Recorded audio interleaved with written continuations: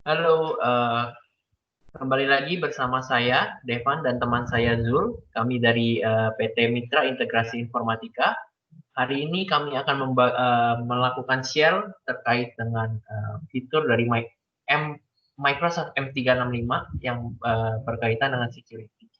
Dimana kita tahu sekarang pada saat seperti ini, kondisi dunia teknologi sangat berkembang karena semua orang sekarang semua perusahaan hampir bekerja dari rumah gitu kan. Sehingga fitur security pun tidak bisa lepas dari perhatian dari para perusahaan karena itu akan memiliki impact yang cukup besar. Oke, hari ini kami akan mempresentkan materi dan akan melakukan demo untuk bagaimana fitur security di M3 beberapa produk di M365 itu bekerja. Silahkan Zul. Halo, perkenalkan saya Zul. Sekarang saya akan membawakan mengenai Microsoft 365, terutama yang berkaitan dengan security ya. Jadi sebelum kita jump in ke bagian security-nya, kita overview dikit dulu tentang M365 itu sendiri. Nah, jadi M365 itu adalah complete solution ya. Jadi udah terintegrasi dengan beberapa fitur juga oleh Microsoft, ada Office 365, ada Windows 10 untuk OS-nya, dan bagian security-nya. Nah, kalau kita lihat nih complete solution ya. Jadi untuk creativity, untuk Office 365-nya, untuk teamwork-nya nanti misalnya pakai Teams atau Word, Excel, PowerPoint ini bisa co-authoring segala macam dengan services Microsoft dan juga third party application dan juga dibalut oleh intelligent security. Nah, di M365 sendiri ini secara garis besar ada 3 bagian ya. Jadi ada Office 365, Windows Enterprise, dan Enterprise Mobility plus Security.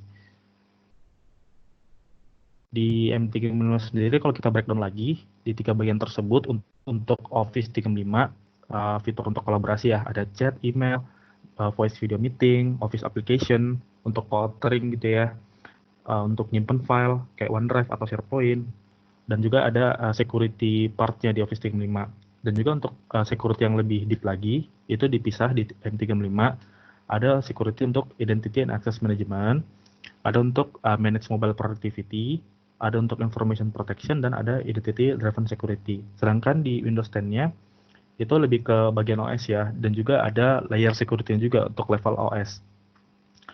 Nah, nanti kita akan lebih deep di area yang tengah ya, yang untuk Enterprise Mobility plus Security. Jadi kalau di M365 sendiri itu ada 2 plan ya. Kalau kita mau berlangganan itu ada M365 E3 dan M365 E5. Jadi kalau E5 ini yang paket komplitnya yang dapat premium feature-nya kayak gitu ya. Oke, berikutnya kita akan langsung masuk ke salah satu fitur di security M365, yaitu Azure Information Protection. Oke.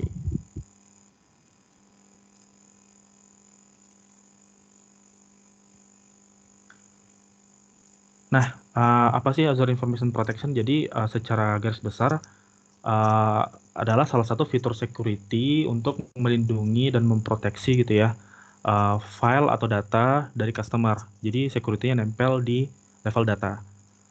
Jadi kalau background-nya customer kan pasti nyimpen file mungkin kalau sekarang nggak cuma di satu device ya, mungkin customer nyimpan filenya nggak di laptop kantor doang, tapi kalau nyampe rumah dibuka lagi filenya, nah nyimpan lagi di laptop pribadi. Kemudian kalau misal lagi di jalan atau lagi di mobil gitu ya, ngebuka lagi file corporate di handphonenya atau misalnya pakai tablet juga. Nah itu datanya udah kesebar kemana-mana, jadi ibaratnya nyimpennya ada banyak tempat gitu. Nah, kemudian gimana sih cara melindungi nih, misalnya kalau ternyata data-data yang kita buka di banyak tempat itu adalah data sensitif yang terkait dengan organisasi gitu. Gimana kita punya kontrol terhadap data kita yang udah travel, misalnya nggak cuma di lingkungan device kantor kita, tapi di lingkungan device pribadi kita di rumah misalnya, atau bahkan kita udah pernah forward atau copy lewat hard disk, flash disk gitu ya, data kita itu gimana kita protect-nya. Nah, secara garis besar di Azure Information Protection ini itu ada 4 bagian ya. Jadi ada namanya discover, ini untuk nge-scan dan mendetek sensitif data based on policy. Jadi kita bisa tahu nih, oh ternyata kalau setelah kita discover, di dalam organisasi kita ada banyak ternyata data sensitif gitu ya. Jadi kita bisa set based on keyword gitu. Kita mau nyari misalnya yang mengandung kata-kata misalnya kartu kredit. Setelah kita discover, nanti bakal muncul listnya sekian jumlah file yang mengandung kata-kata kartu kredit di dalamnya. Nah, kemudian setelah discover, kita bisa classify. Jadi kita bisa ngasih label data based on sensitivity ya. Jadi ada high confidential, ada general gitu. Nah, itu based on dari policy key yang kita buat. Kemudian untuk protect itu kita kasih kayak semacam proteksi ya. Ada encryption-nya, kemudian ada access restriction-nya. Jadi ketika kita copy filenya, udah travel kemana aja gitu, kirim lewat email atau copy lewat flash disk, hard disk, itu udah di protect dan diberi access restriction berdasarkan policy yang kita buat. Nah, kemudian yang terakhir itu ada monitor. Jadi kalau misalnya kita pengen tahu file kita ini udah coba diakses oleh siapa gitu ya, udah pernah coba dibuka kapan dan dari wilayah mana, itu bisa kita lihat ada dashboard untuk monitoringnya.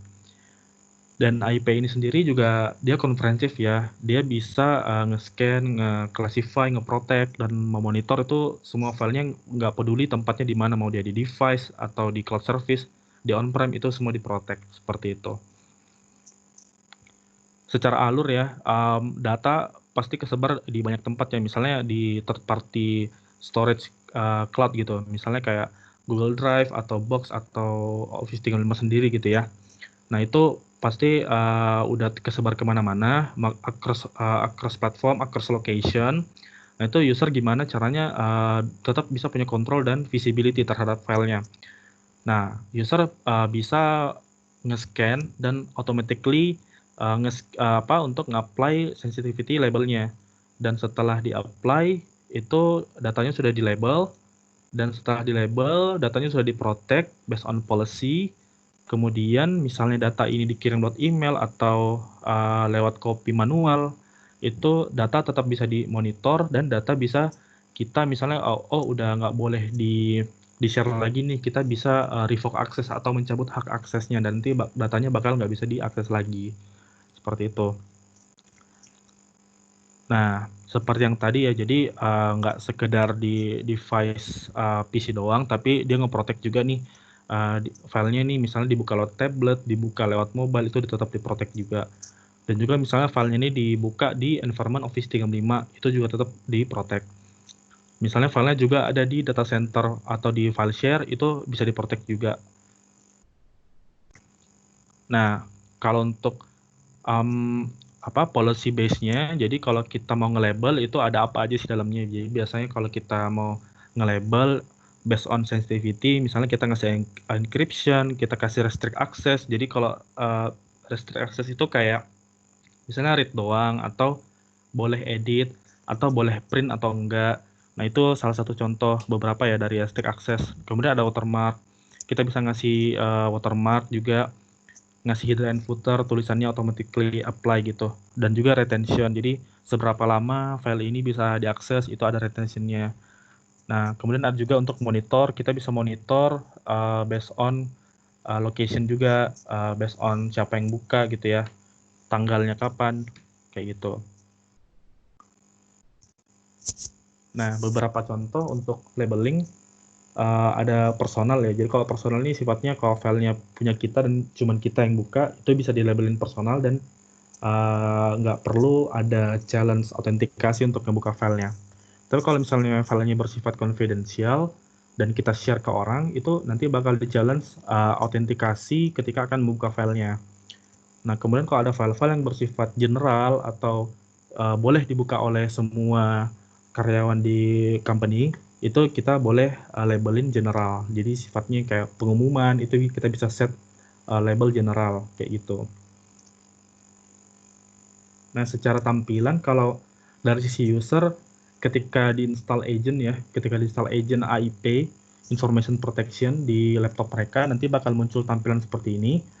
Ada menu tambahan ya. Jadi kalau user setelah selesai mengedit sebuah dokumen dan akan melabel, si user tersebut tinggal mengklik label apa yang bakal di-apply. Nah, ini kalau di Excel, misalnya setelah selesai diedit, mau dikasih label confidential gitu ya. Nah, ini kalau misalnya ada rekomendasi, ternyata di dalam Excel-nya ada kata-kata kartu kredit gitu. Jadi bisa automatically apply gitu ya untuk labelnya. Dan ini juga tampilan dari berbagai platform ya di laptop dan di mobile ataupun di tablet.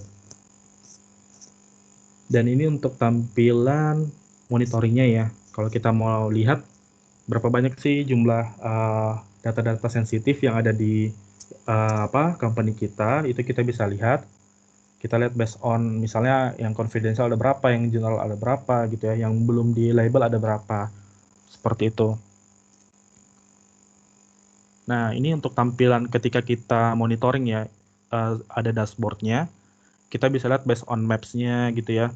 Ada akses loggingnya, kemudian kita juga bisa revoke akses. Jadi misalnya udah nggak diperlukan akses lagi, kita bisa cabut aksesnya, nanti user yang kita kasih permission nggak bakal bisa akses lagi filenya.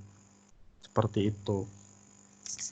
Nah, berikutnya kita langsung masuk aja ke menu tampilan user ya. Jadi kita masuk ke demo IP-nya.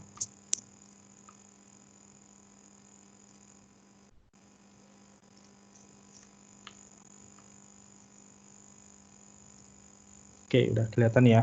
Nah, jadi kalau kita udah menginstal agent IP, kita buka Word-nya, kita lihat, kita coba create new document. Nah, di sini di tengah ada muncul menu protect ya. Ini menandakan bahwa agent IP sudah diinstal, kita sudah punya license-nya juga, kita sudah bisa nih pakai labelnya. Dan label-label berikut ini adalah label-label yang sudah di-set, yang sudah di-create oleh admin. Seperti itu. Jadi kita tinggal pakai aja. Nah, misal kita lagi ngedit dokumen nih. Contoh ya. Nah, setelah kita selesai edit misalnya, kita mau apply label, misalnya ini sifatnya confidential gitu ya. Contoh, confidential dan ini di divisi finance. Sebenarnya penamaan di atas ini itu sifatnya custom ya, jadi kita bisa menamakan sesuai dengan misalnya peraturan perusahaan gitu. Seperti itu. Yang di atas tuh tadi sekedar template aja penamaannya kayak personal, general, internal, itu by default aja. Itu kita bisa ganti atau edit. Nah, setelah selesai kita label, itu kita ke menu protect dan ke custom permission. Nah, di sini kita harus mengisi ya. Jadi file ini boleh dibuka oleh siapa. Nah, misal saya kasih akses ya,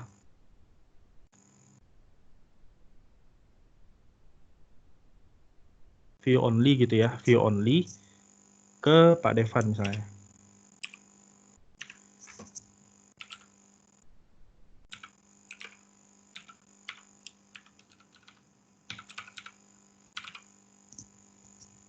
Nah, kemudian kita klik apply, jadi nanti yang bisa ngebuka file ini cuman Pak Devan doang nih.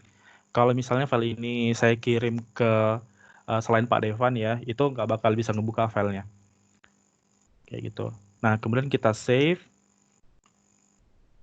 Kita taruh aja di desktop ya. Nah, setelah kita save, ini muncul ya, kayak gini restricted access, artinya file ini udah dilabelin layer security di level datanya. Nah, kita close aja. Kemudian kita coba kirim lewat email ya. Oke, kita kirim ke Pak Devan. Dan coba ke selain Pak Devan misalnya. Kita coba.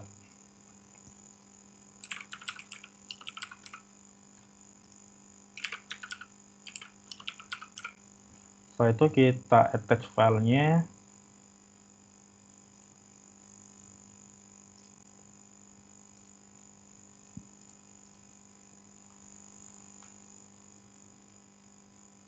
Kemudian kita send.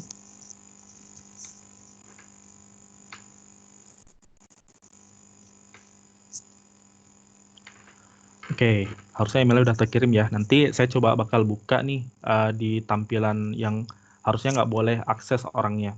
Yang boleh akses tadi cuman Devan ya. Nah, saya coba CC ke orang yang nggak punya akses itu kayak gimana sih tampilannya. Nah,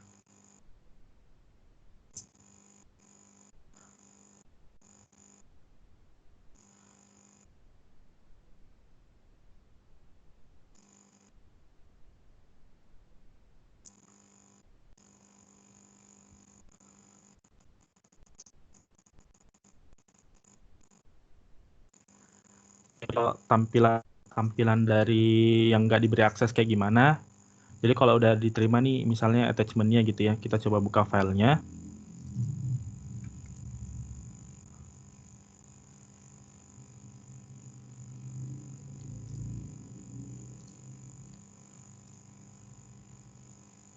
Nah, di sini kita lihat ada muncul warning ya.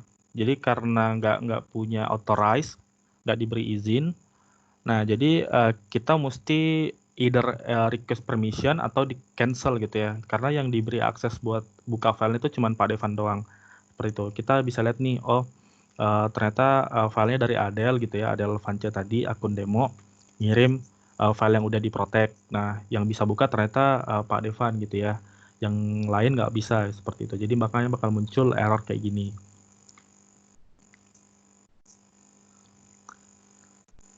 Seperti itu. Oke. Nah, berikutnya gimana sih kita ngelihat kayak tracingnya gitu ya, monitoringnya, filenya udah dicoba akses oleh siapa aja, kapan mau coba diakses, terus dari mana gitu. Nah, kita kembali ke filenya ya, yang kita create tadi, kita buka lagi file Word-nya. Nah, kemudian kita ke menu Protect, dan kita klik menu Track and Revoke.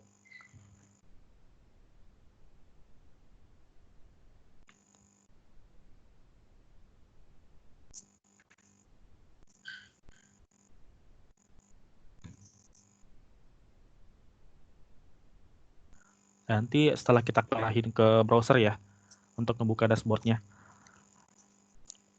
Nah, oke. Nah, file yang kita create tadi itu judulnya ini ya, judulnya ini, dan udah di-view oleh satu user, dan udah di-deny dan coba dibuka berkali-kali oleh user yang berbeda gitu ya.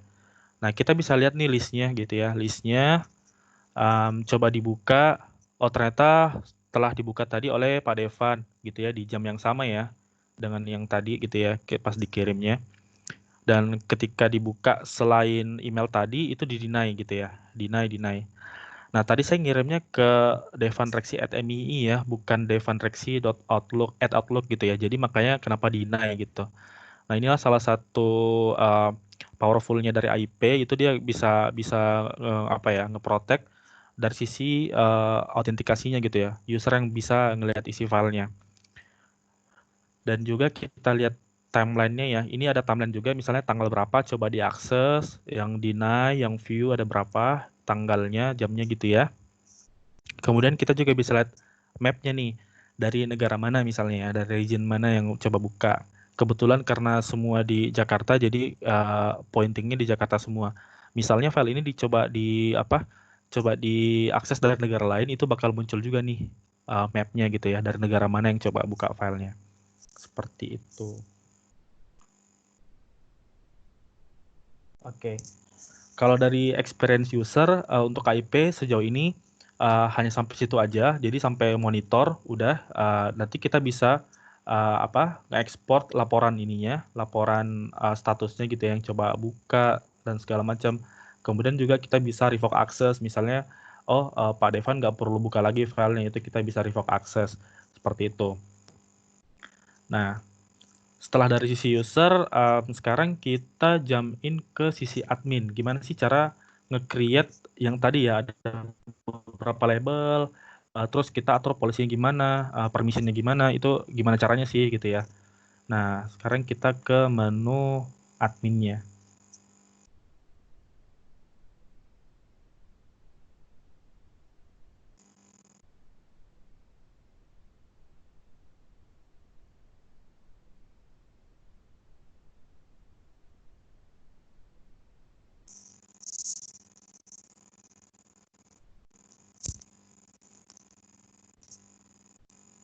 Oke, jadi IP sendiri kalau dari sisi admin itu diaksesnya lewat portal.azure.com ya, dan login seperti biasa emailnya. Nah, kemudian dicari di search bar-nya itu Information Protection, Azure Information Protection gitu ya. Nah, berikut tampilan dashboard-nya ya untuk setting label dan policy-nya itu untuk IP.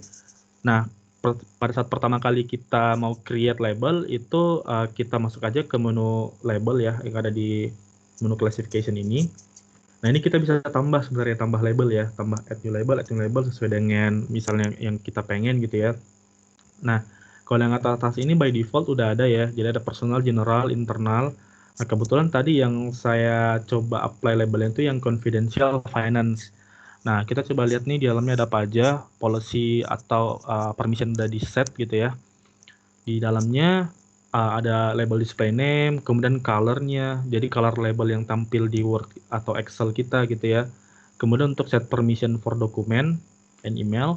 Nah, ketika kita apply itu ngeproteksinya kayak gimana sih? Kita bisa lihat nih yang diproteksinya kayak gimana. Nah, jadi user untuk yang per domain juga kita bisa set gitu ya. Misalnya untuk atau per grup yang misalnya ketika buka filenya itu dia permissionnya apa, co-author, atau kalau misalnya untuk yang per domain itu viewer doang gitu. Jadi kalau misalnya kita apply label tadi finance, jadi setiap semua user yang ada di grup finance itu dia permissionnya langsung co-authoring. Seperti itu, bisa ngedit filenya. Sedangkan untuk yang di luar grupnya, nah itu cuman view doang. Kayak gitu. Nah, di sini pun kita bisa breakdown juga ya permissionnya. Jadi kalau misalnya kita pengennya permissionnya full gitu ya. Jadi kalau ketika apply label, dia bisa view, bisa edit, save, print gitu ya, copy, segala macam. Kita bisa custom juga, misalnya cuma beberapa doang. Misalnya boleh deh, misalnya view sama print gitu ya. Nah, kita bisa custom juga nih untuk permissionnya ketika apply label. Seperti itu. Kemudian juga dari sisi file expression-nya. Kita buka IP ini walaupun kita offline. Nah, biasanya kalau kita pertama kali buka file yang ada IP-nya itu pasti di challenge autentikasi dan pasti butuh butuh koneksi internet ketika kita di challenge autentikasi untuk membuka filenya. Nah, gimana caranya supaya si user yang diberi permission tetap bisa akses? Jadi kita bisa allow untuk offline akses ya untuk orang yang bisa buka filenya. Jadi nggak bakal ada nggak bakal ada continuously untuk cek autentikasinya gitu. Dia bisa tetap terus buka filenya selama dia offline. Nah, tapi ini mesti diperhatikan kalau misalnya filenya sifatnya confidential gitu ya atau highly confidential, kita sarankan itu never aja gitu. Jadi biar ada challenge autentikasi aja. Jadi filenya benar-benar dibuka oleh orang yang diberi permission. Seperti itu.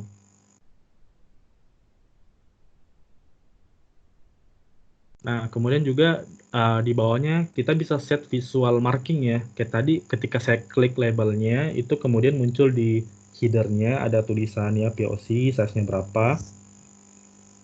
Untuk color-nya juga ada gitu ya. Posisinya. Kemudian untuk footer-nya juga ada tulisan gitu ya. Dan juga kita bisa ngasih watermark, dia diagonal atau gimana itu kita bisa atur juga gitu ya. Horizontal atau diagonal, warnanya kayak gimana. Seperti itu.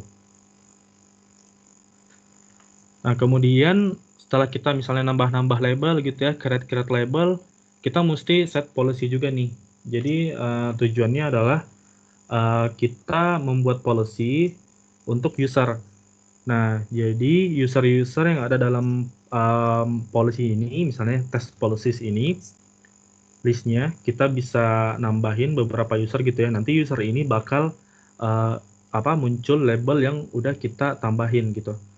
Kita sebenarnya bisa bikin label sebanyak-banyaknya, tapi ketika kita assign ke user itu nggak semuanya nampil labelnya. Kita bisa assign misalnya ke yang tadi ya, user yang tadi itu yang nampil cuman ini doang nih. Atau cuman 2 atau cuman 3 dari total label, misalnya kita create label ada ratusan gitu ya. Kita cuman nampilin ke user A misalnya cuman 5 label aja yang dia butuhin. Nah, itu kita mesti buat policy-nya seperti itu. Dan juga policy lain yang kita bisa set adalah misalnya adalah default label, misalnya harus di label confidential semua secara default, itu bisa kita set. Atau kalau misalnya kita ngasih kebebasan ke usernya, kita set none aja, nanti si usernya sendiri yang bakal ngeset label. Nah, kemudian juga ada policy all document must have label, artinya ketika filenya selesai di create gitu ya, dan akan di save, itu wajib punya label. Kalau enggak, nanti muncul warning seperti itu. Atau juga user wajib ngeset classification label, bisa juga nge-remove label. Jadi user punya kuasa buat misalnya ketika nerima file yang ada labelnya, dia bisa ngeganti label. Nah, itu kita mesti set on nih di sini. Nah, ini juga misalnya kalau kita attach di email, itu nanti emailnya bakal nge-apply label yang sama dengan filenya. Itu kita bisa set automatic atau yang sesuai rekomendasi atau kita matiin. Nah, kemudian juga untuk displaynya kita bisa nampilin display information protection-nya di Office-nya atau enggak, seperti itu. Nah, atau juga kita mau nge-apply salah satu fitur do not forward, jadi bisa langsung ke-apply gitu ya, ketika akan mengirim file yang mengandung label, seperti itu. Nah, ini juga penting nih untuk di-set. Jadi kalau customer atau user pengen nambah custom permission, itu mesti di onin. Jadi nanti si user punya keleluasaan untuk menambahkan, misalnya user di luar company pengen diberi allow access, nah itu mesti di onin seperti itu. Nah, kita juga bisa lihat nih usage report-nya, terus log-nya, data discovery. Nah, ini semua kalau udah kita set ya, jadi ini mesti di set dulu kalau pengen ngelihat seberapa banyak sih file yang ada di lingkungan kita yang udah diproteksi, berapa yang konfidensial, berapa yang general, berapa yang sifatnya personal, itu kita mesti setting dulu untuk ngelihat semua total file yang udah di label, seperti itu. Kemudian kalau scanner, ini scanner lebih ke ini ya, kalau kita pengen nge-apply label di file-file yang udah ditaruh di on-prem file share gitu, kita mesti install agent juga di file share di on-prem, nanti dia bakal nge-scan dan bakal automatically apply based on policy, seperti itu.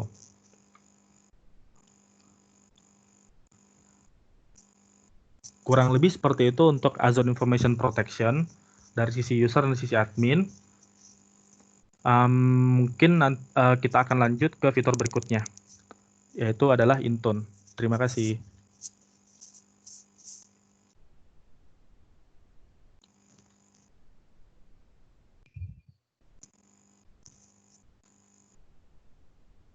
Lanjut Intune. Ya. Oke.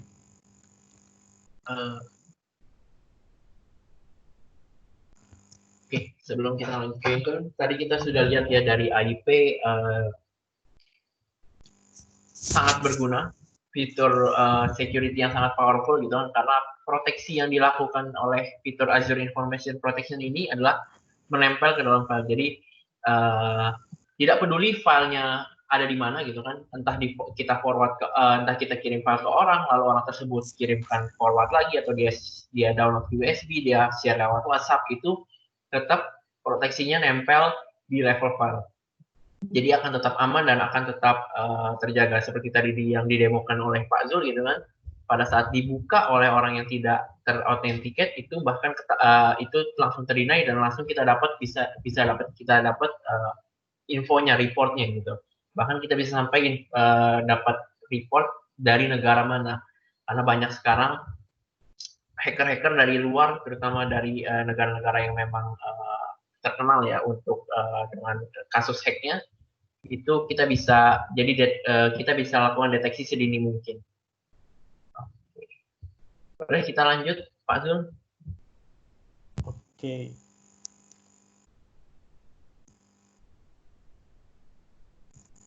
Nah, sekarang kita akan lanjut ke fitur security M365 berikutnya, yaitu adalah Intune ya.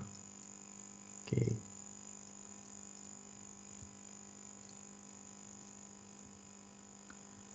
Nah, jadi Intune ini adalah salah satu layanan dari N365 berkaitan dengan security di level device mobile atau laptop gitu ya, dan level aplikasi yang di dalamnya seperti itu. Ya, kalau di Microsoft nyebutnya Unified Endpoint Management untuk secure modern workplace. Nah, ini sangat cocok ya untuk kondisi sekarang, di mana banyak company yang melakukan aktivitas work from home gitu ya untuk pegawai-pegawainya, dan gimana caranya pegawainya tetap bisa bekerja dengan baik di rumah dan tetap secure nih dari sisi misalnya untuk mengakses data company seperti itu. Dan dari device apa kita bisa nge-trace, untuk adminnya itu bisa nge-trace oh ternyata device-nya udah diprotek apa belum oleh Intune seperti itu. Nah, untuk background-nya sendiri kalau sekarang ya user itu punya device nggak cuman dari kantor ya. Kalau sekarang punya multiple device gitu, misalnya laptopnya ada 2, satu laptop kantor, satu laptop pribadi, handphone juga mungkin lebih dari satu gitu ya. Untuk akses aplikasi kantor gitu ya, kalau di rumah pakai laptop pribadi misalnya, atau misalnya kalau lagi di jalan pakai handphone pribadi untuk akses aplikasi. Nah, gimana sih cara IT ini untuk nge-protect ya, apalagi kalau kayak sekarang udah work from home, networknya pasti pakai internet yang public gitu ya. Itu gimana caranya si IT tetap bisa nge-protect data, nge-manage dari sisi akses aplikasinya, dan kemudian untuk dari sisi user atau employee-nya dia tetap bisa collaborate dan tetap bisa isi akses gitu ya, work anywhere, tetap gampang kerjanya, nggak keganggu dengan layer-layer security yang banyak gitu. Nah, gimana caranya menemukan titik tengah di antara dua kebutuhan berikut. Nah, dengan Intune itu bisa nge-enable untuk protect data dari sisi IT-nya gitu ya. Dan juga usernya tetap bisa kerja seperti biasa. Si user ini nggak ngerasa ribet dengan layer security yang banyak gitu. Padahal di belakangnya itu udah diproteksi oleh layanan dari Intune ini. Seperti itu. Oke, kenapa sih mesti pakai Intune ya dari Microsoft? Nah, itu dia lengkap ya. Dia bisa nge-manage untuk iOS, Android, macOS, bahkan Windows, bahkan di platform lain juga ya. Windows udah pasti bisa, dan juga dia terintegrasi dengan Intelligent Cloud, dan juga most secure untuk mengontrol semua aplikasi dan data dan corporate atau personal device-nya. Dari mana user mengakses aplikasinya, apakah dari corporate device atau dari personal device. Dan juga usernya tetap bisa stay produktif ya, dengan cukup enroll device-nya ke Intune, nanti bakal di manage untuk dari sisi aksesnya tetap secure untuk akses aplikasinya. Nah, kemudian dari sisi IT ya, dia nggak perlu ribet-ribet lagi nih untuk deploy langsung ke masing-masing user device ya, kayak datengin satu-satu terus apply untuk service layanannya gitu ya, Intune nggak perlu lagi. Itu cukup dari sisi user yang enroll ke layanan Intune-nya, cukup download aplikasinya, nanti bakal di-challenge untuk login. Setelah login nanti sudah enroll ke dalam Intune-nya. Dan juga bisa untuk nge-manage aplikasi line of business ya, atau yang in-house application gitu. Dan juga dia untuk konfigurasi dan security controlnya itu dia deep ya, untuk semua device Android, iOS, macOS, Windows seperti itu. Nah, dari Intune sendiri pun juga punya real time risk analysis ya. Jadi dia bisa ngasih insight, oh ternyata ada device yang nggak comply, mencoba enroll, atau misalnya dari sisi aplikasinya belum diprotek oleh Intune. Kemudian juga dengan Intune kita bisa memprotek corporate data. Jadi dari sisi gimana kita nge-sharingnya di bahkan di luar company ya. Contohnya misalnya dengan Intune, kalau kita sharing file lewat Intune ya, itu kita nggak bisa copy paste konten dalamnya ke local device kita.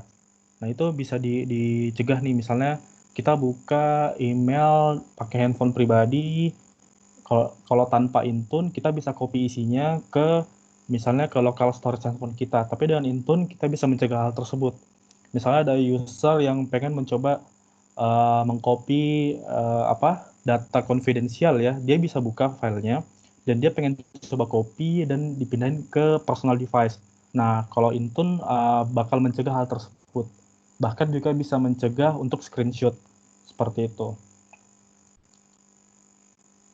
Nah, kemudian user juga bakal ngerasa ini ya, tetap bisa produktif ya. Jadi cukup single sign on gitu ya. Juga bisa rolloutnya dengan cepat gitu ya. Enrollnya untuk experience aplikasinya juga tetap berjalan natural ya. Nggak ada kayak ngerasa oh mesti login berkali-kali, itu nggak bakal ngerasa seperti itu. Nah, kemudian dukungan untuk platform yang bisa ngerunning Intune. Jadi kalau dari Apple bisa iOS, macOS gitu ya, Android. Jadi kalau Android pun kalau misalnya pakai Samsung itu didukung oleh Samsung Knox untuk instalasi Intune-nya. Nah, kemudian dari sisi aplikasi, admin bisa mengontrol nih aplikasi apa aja yang boleh diinstal user di handphone atau laptopnya misalnya. Misalnya handphonenya ini adalah handphone dari kantor gitu ya, atau laptop dari kantor. Nah, company bisa ngatur nih di dalam laptop kantornya itu si user boleh install apa aja gitu. Jadi si user nggak bisa install sembarangan juga seperti itu dan diprotek. Jadi nggak cuman aplikasi-aplikasi yang umum ya, tapi bisa aplikasi dari company juga yang kita bisa tambahin dalam Intune. Nah, di Intune sendiri ada dua bagian utama ya. Yang pertama ada Mobile Device Management (MDM). Jadi kita memproteknya dari sisi device. Ketika kita enroll, kita bisa nge-apply policy juga dalamnya untuk ngecek compliance-nya juga. Misalnya yang boleh enroll misalnya Android, minimal Android 8 misalnya, di bawah itu nggak bisa enroll dan nggak bakal diprotek. Seperti itu. Dan kita juga bisa menambahkan policy misalnya nggak boleh screenshot atau nggak boleh copy paste konten di lokal atau personal misalnya personal storage-nya gitu ya, atau personal notes-nya di dalam handphone pribadi misalnya. Kemudian dari sisi aplikasi juga kita bisa mengkonfigur gitu ya aplikasi yang boleh diinstal oleh user, yang mana yang enggak gitu. Jadi cocok banget kalau misalnya user-user ketika dia enroll HP-nya gitu ya atau laptopnya di Intune, sudah ada tuh pre-install aplikasi yang dia biasanya pakai untuk kerja. Jadi dia bisa fokus dan nggak install macam-macam karena nggak bakal bisa juga install selain yang udah di-assign. Seperti itu. Dan fitur tambahannya lagi adalah company atau dari sisi IT-nya juga bisa nge-remote wipe. Jadi ibaratnya kalau misalnya device-nya itu hilang atau dicuri dan di dalamnya ada data-data company gitu ya. Nah, si IT bisa nge-remote wipe dari portal Intune-nya. Nah, yang dihapus adalah data-data corporate. Yang data pribadi nggak ikut hapus karena itu dipisah untuk penyimpanan datanya. Nah, di Intune sendiri selain bisa nge-manage device corporate, juga bisa nge-manage device personal. Jadi kalau misalnya company menerapkan bring your own device ya, jadi BWOD, kita bisa enroll dan nanti di HP pribadi usernya itu bakal ada tercreate dua kolom ya. Kalau di Samsung bakal ke-create dua kolom, ada kolom manage app, ada kolom personal app. Jadi kalau yang manage app ini adalah kolom yang isinya adalah aplikasi yang udah di-assign dan udah di-apply policy juga, policy-policy yang kayak tadi ya, misalnya nggak boleh screenshot, nggak boleh copy paste. Kemudian kolom yang satunya adalah kolom personal app, yaitu adalah kolom yang isinya aplikasi yang udah ada sebelumnya nih si user, aplikasi pribadi user gitu ya. Dan kedua kolom ini nggak saling berhubungan, itu dipisah lingkungannya. Jadi kalau misalnya ketika nyimpen file, nggak bakal cross simpan file gitu. Kita buka di manage app, kita simpan filenya di personal app itu nggak bisa. Kita bahkan nggak bisa copy paste antar kolom. Jadi kalau misalnya kita copy paste konten di manage app, kemudian kita paste di personal app itu nggak bisa juga. Seperti itu. Jadi user tetap bisa pakai HP pribadinya dengan nyaman ketika untuk kebutuhan pribadi di personal app, ketika untuk ke kebutuhan kantor itu tinggal ke kolom manage app seperti itu. Dan juga Intune ini nggak sekedar aplikasi Microsoft ya yang disupport ya. Jadi ada banyak banget third party di luar produk Microsoft yang didukung untuk bisa kita tambahkan ke dalam Intune. Contohnya misalnya Adobe, kita butuh Adobe buat membuka file PDF ya gitu ya misalnya. Atau aplikasi lain di luar Microsoft gitu. Misalnya untuk browser mesti ada Google Chrome misalnya, itu bisa juga. Nah, Intune sendiri bisa ditambahin layer security-nya itu namanya conditional access ya. Jadi ini lebih ke level identity. Nah, ini berkaitan yang tadi ada beberapa fitur security di MT5 itu untuk identity and management gitu ya. Jadi dia sistemnya risk based gitu ya, session risk. Untuk user-usernya ketika dia akses, itu usernya siapa, pakai device apa, lokasinya di mana, itu ada machine learning yang bakal mempelajari behavior user ketika ada dari salah satu faktor yang nggak terpenuhi, misalnya biasanya dia login di Jakarta, ketika dia mencoba login, ternyata di-detect dari negara lain, itu bakal di-challenge autentikasi atau multifaktor gitu ya, seperti itu. Nah, kalau kita lihat ada beberapa kondisi yang mesti dipenuhi. Jadi dari sisi username password yang diinput, dari sisi trusted device-nya yang biasa dia pakai, kemudian dari lokasinya ketika dia login seperti biasa, atau dari sisi aplikasi yang sering dibuka. Kalau dari salah satu yang nggak terpenuhi ini, bakal di-challenge seperti itu.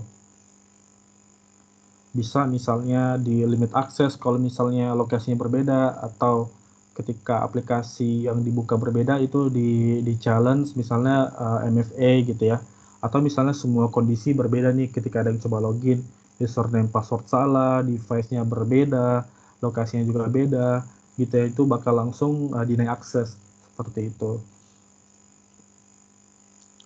Nah, di Intune sendiri juga ada dashboardnya ya. Kita bisa lihat review gitu ya, berapa device yang enroll, yang comply, yang nggak comply, dan yang sifatnya uh, apa sifatnya dari platform apa gitu ya, kayak misalnya jumlah yang iOS berapa, Android berapa, Windows berapa, macOS berapa. Itu kita bisa lihat di dashboardnya.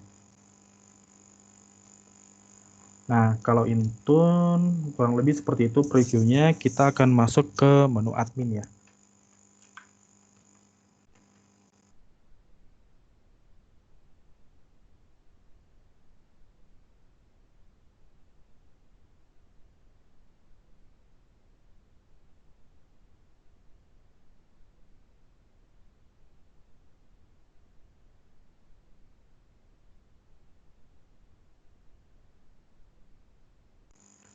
Oke, berikut adalah menu dashboard dari Intune ya.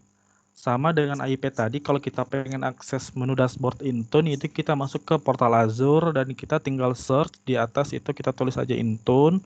Setelah kita klik, nanti bakal masuk ke dashboardnya.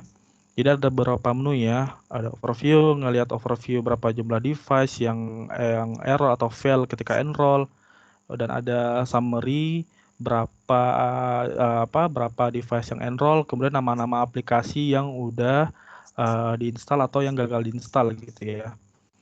Nah, pertama-tama kalau kita masuk di Intune itu kita masuk ke device enrollment ya.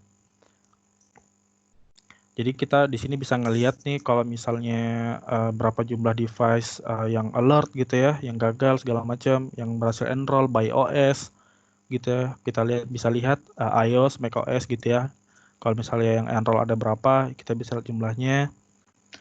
Kemudian kita bisa manage juga based on dari platformnya. Misalnya untuk Apple gitu ya atau Android. Nah, kita mesti nyambungin satu akun Google untuk manage aplikasi yang boleh diinstal, misalnya kalau Android gitu ya. Nanti kita assign dari manage Google Play tersebut. Jadi nanti di HP user itu punya dua Google Play Store. Satu Google Play Store pribadi, satunya Google Play Store yang dari company, seperti itu, yang udah di-assign aplikasi. Oke. Untuk Windows juga bisa kita enroll ke dalamnya.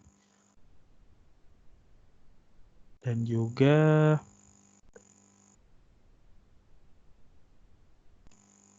kita bisa set untuk device compliance-nya.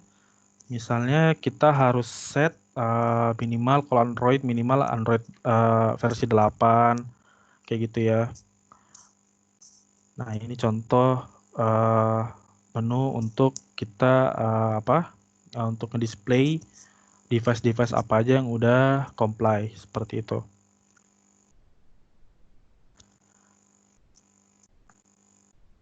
Nah, kemudian dari sisi aplikasi juga kita bisa lihat nih aplikasi yang udah di-assign itu yang di-install di user, yang fail ada berapa, yang berhasil ada berapa, seperti itu.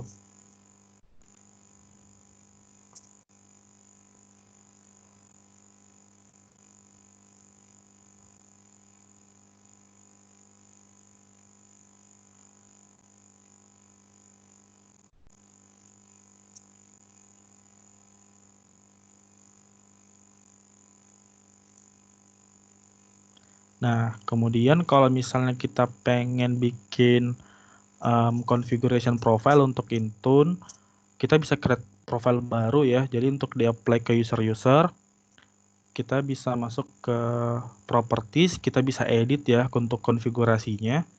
Jadi kalau misalnya kita mau ketika user enroll itu, dia nggak boleh copy paste between work and personal profile yang kayak tadi ya, ada kolom untuk aplikasi-aplikasi work, ada kolom untuk aplikasi personal, jadi nggak bakal saling bercampur seperti itu. Misalnya juga kita mesti block capture ya, misalnya kita boleh block screen capture, jadi si user nggak bisa screen capture misalnya ketika buka file file yang sifatnya konfidensial ya, misalnya buka email yang kemudian dia lihat attachment-nya, dia lihat dalamnya oh ada aplikasi penting ada informasi penting gitu ya, dia bisa ngeblok untuk screen capture seperti itu. Atau misalnya ketika di dalam working profile kita bisa blok akses kamera seperti itu bisa juga. Nah, kita juga bisa nambahin nih misalnya requirement untuk work profile itu passwordnya kayak gimana sih, kompleksitasnya seperti itu. Misalnya minimum panjangnya 4, itu bisa di custom juga.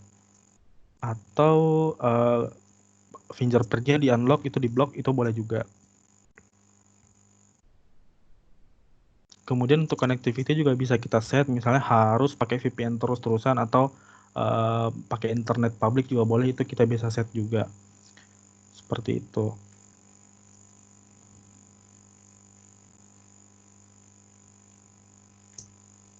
Oke. Kurang lebih seperti itu untuk dari sisi admin Intune-nya ya. Oke. Terima kasih.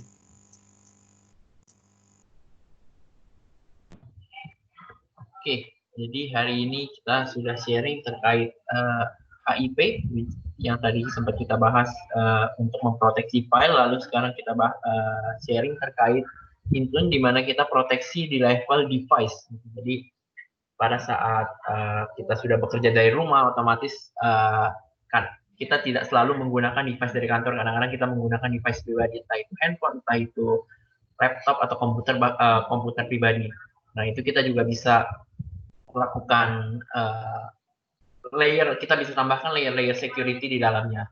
Juga tadi sempat disinggung untuk conditional access untuk menambahkan layer security dari sisi identity.